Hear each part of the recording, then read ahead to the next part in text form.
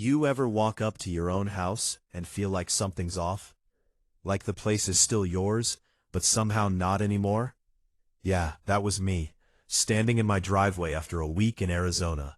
Suitcase in one hand, coffee in the other, just staring at a pile of twisted metal, like my brain needed a second to catch up.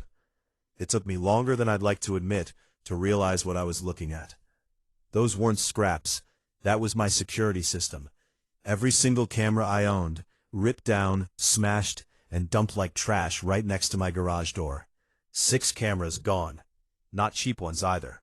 I'm talking about a full setup, motion tracking, night vision, cloud backup, the kind of system that had already helped catch 2 break-ins on my street last year.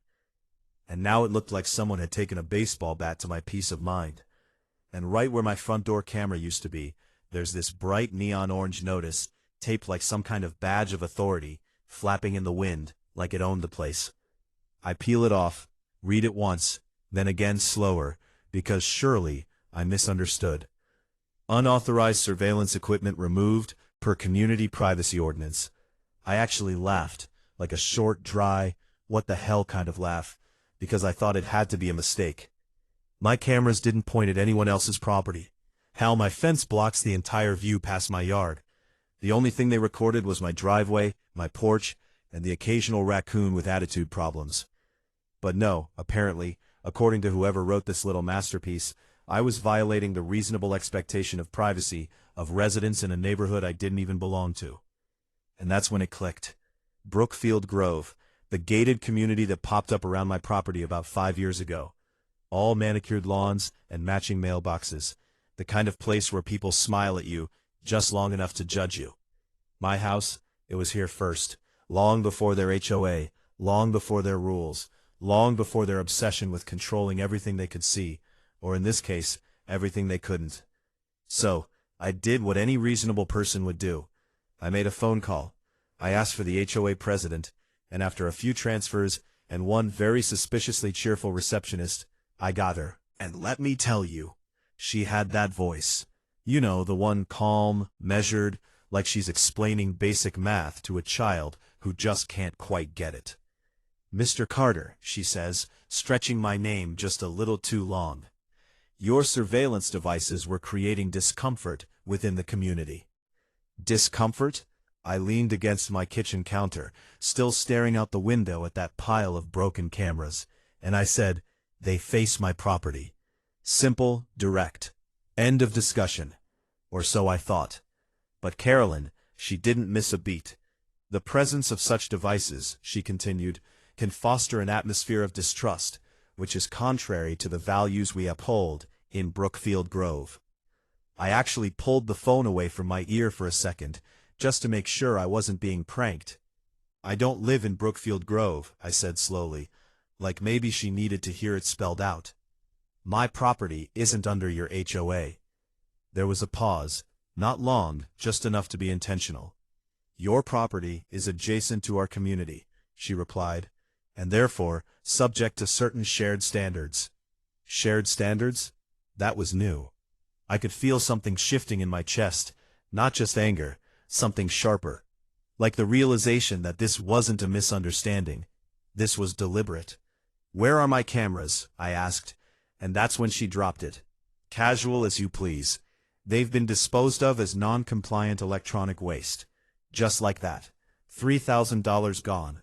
No warning, no conversation, no legal notice, just gone, because someone decided they didn't like the idea of being recorded, even if they weren't. I hung up without saying goodbye, because honestly, what was left to say? I stood there in my kitchen, staring at my own front yard like it had betrayed me. And for a second, I considered just letting it go, replacing the cameras, maybe putting them up higher, avoiding the headache. But then I thought about the principle of it, about someone walking onto my property and deciding what I'm allowed to install, about the kind of precedent that sets. And something in me just refused to accept that. See, people like Carolyn, they rely on that moment, that hesitation, that internal voice telling you it's not worth the fight. They count on you backing down to keep the peace. And that's when I remembered something my nephew Ethan once told me over beers. He works in cybersecurity. The kind of guy who clears throat, smiles when you ask him how things work, because he already knows 10 ways they can be exploited. He said, "Cameras are obvious. Obvious systems get targeted. The real security, the kind you don't see." So I gave him a call, told him everything, every detail, every word Carolyn said, every dollar I just watched get tossed in the trash. There was a pause on his end, then a quiet chuckle. "Oh man," he said, "they picked the wrong house." That right there, that was the moment everything changed, because up until then, I was reacting. Now, I was planning. Alright, quick pause here, because what happened to me, it wasn't just personal. It's actually a really common playbook. And if you've ever dealt with an HOA, you'll recognize the pattern real quick. According to standard procedure, HOAs only have authority over properties that are legally part of their association, meaning you signed into it, your deed reflects it, and you agreed to follow their bylaws. If you didn't, they don't get to just extend their power because your house happens to be nearby. That shared standards line Carolyn fed me, that's not law, that's intimidation dressed up in polite language. From a legal perspective, removing someone's property without consent, especially off their land, starts drifting into territory like trespassing, conversion, even destruction of property, depending on the state. None of which an HOA gets to do, just because they feel uncomfortable. But here's where it gets interesting, because this wasn't just about rules, it was about psychology. This is a psychological trap. HOAs, especially the more controlling ones, rely heavily on social pressure and perceived authority. They speak confidently, they use official-sounding terms, and they create this illusion that resisting them will be more trouble than it's worth. Most people fold right there, not because they're wrong, but because they don't want the headache. And that's exactly what Caroline expected from me. Compliance through exhaustion. The lesson here is, when someone oversteps like that, especially behind a wall of community values, you're not just dealing with rules, you're dealing with control. And control only works if you agree to play along. So yeah, once I understood the game they were playing, I stopped thinking like a homeowner and started thinking like someone who just got pushed a little too far. And when I met up with Ethan that night, greasy takeout on the table, his laptop already open, I could tell by the look on his face, this wasn't going to be a normal replace what you lost kind of conversation. He leaned back, hands behind his head, and goes, "You don't need cameras, you need awareness." I raised an eyebrow, because that sounded like something you'd print on a motivational poster. But then he turned the screen toward me and started showing me what he meant. Tiny wireless motion sensors, low-power meshworked, each one barely bigger than a matchbox. No lenses, no recording, just pure detection, movement, direction, timestamps, location pings. "These don't watch," he said, tapping the screen. "They notice." And here's the beauty of it. Nothing illegal, nothing invasive, nothing that could be twisted into surveillance equipment under their little HOA narrative. Just sensors sitting quietly, doing their job. I remember asking him, "How many would we need?" And he just smiled. That same smile that told me this was about to get excessive in the best possible way. "How much coverage do you want?" Fast forward to Tuesday, and my property looked exactly the same to anyone passing by. Same fence, same driveway, same quiet little house on the corner, but hidden in plain sight. 43 sensors carefully placed along the fence line, tucked into trees, mounted under the edge of my shed, even blended into the texture of my mailbox post. You wouldn't see them unless you knew exactly where to look, and even then, you might miss them. Ethan synced everything to an app on my phone. Clean interface, real-time alerts, logs you could scroll through like a timeline of movement around my house. First night, it was almost boring. Notifications every few minutes, joggers passing by, a dog stopping a little too long near my fence, some teenager cutting across the sidewalk. Normal stuff. But then patterns started forming. See, when you're not looking for something specific, you start noticing everything. 11:12 a.m. Movement near the east fence. 1:14. Same direction, slower pace. 11:16. Pause. I check the log. It's someone inside my property line.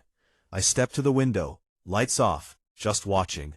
And there she is, Carolyn Drake herself, heels in one hand, phone glowing in the other, stumbling across my lawn like it was her personal shortcut. I didn't even react at first, just watched, because suddenly all that talk about privacy felt a little different, didn't it? And it didn't stop there. Over the next few days, the system started painting a very detailed picture of the people who had been so concerned about being observed. Board member Richard Hale, 5:47 p.m., pacing in his driveway, gestures sharp, voice raised, arguing with someone on speaker, so loud I could practically hear the frustration through the glass. Treasurer Monica Velez, 3 separate evenings, same time window, slipping out walking down past the entrance of Brookfield Grove, meeting someone just outside the gate, staying there longer than a quick conversation usually lasts.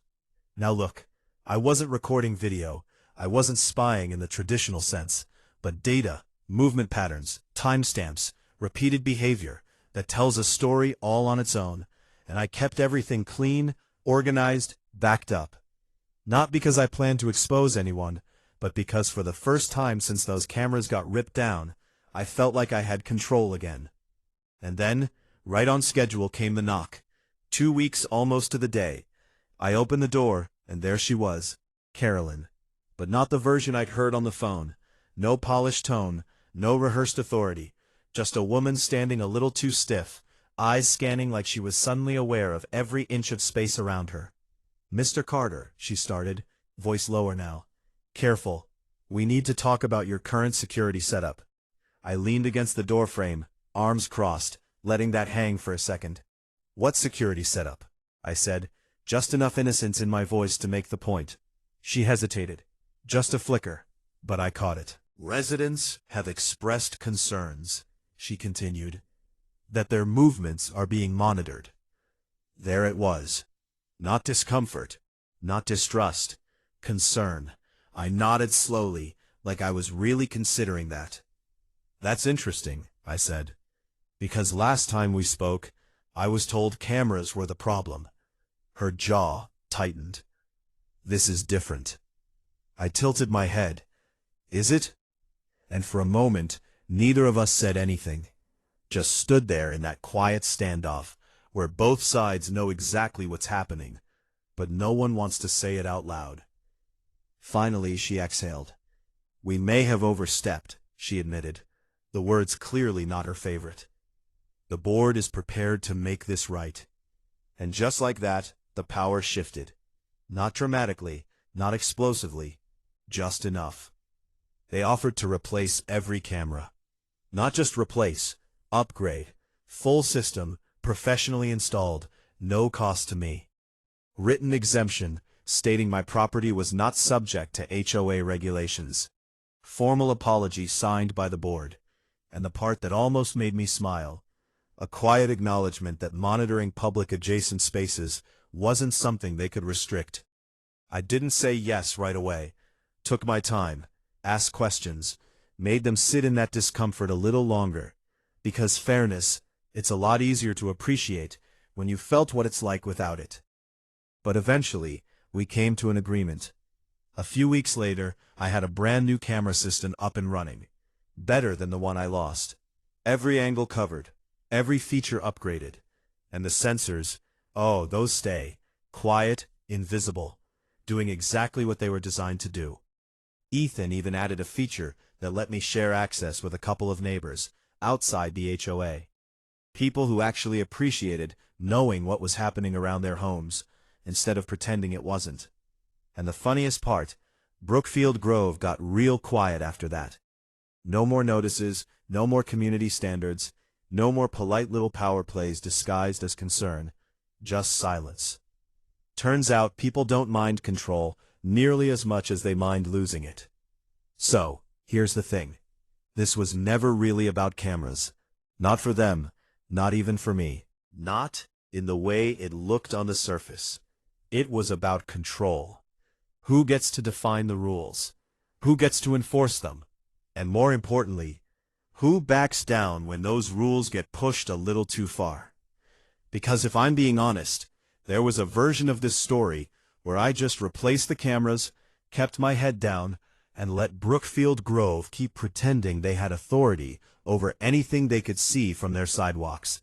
That version, it's quieter, easier, and it's exactly what people like Carolyn count on. The lesson here is most overreach doesn't start with force, it starts with confidence.